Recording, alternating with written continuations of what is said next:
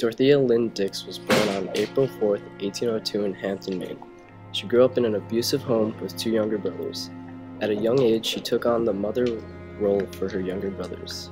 At age 12, her alcoholic father and mentally unstable mother became too unwell to take care of the kids. She was forced to go live with her elderly grandmother in Boston. Her grandmother was extremely wealthy and expected Dorthea to marry and follow the customs of typically wealthy girls. As she grew older, she gained a passion for teaching and asked her grandmother for help in opening a school for girls both wealthy and poor.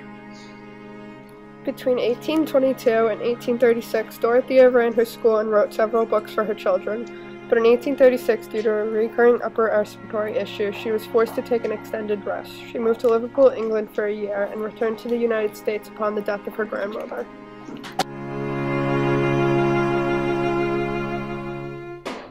In 1841, she was asked to teach a Sunday school class for women incarcerated in the East Cambridge jail.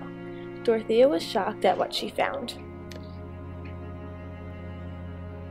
The jails were unheated, the inmates were kept together with mentally ill people. Dorthea was in shock that the mentally ill would be kept and treated as felons. I cannot adopt description of the condition of the insane secondarily. What I assert for fact, I must see for myself. The mentally ill were also tortured by means of waterboarding, isolation, and electrocution. Due to her experience, she made it necessary that the laws be passed for the treatment of the mentally insane, with the help of Benjamin Rush. Rush and Dix moved for legislation to be passed that the mentally ill had separate housing and were treated as humans, not animals. Dorthea visited many jails to spread the message of this cause. Between 1848 and 1854, she lobbied for her plan which set aside 12 million acres of land for mental wards for the deaf, blind, mute, and insane. President Pierce vetoed her bill. Greatly discouraged and tired, she moved back to Europe and brought with her her cause. Here it had much more success.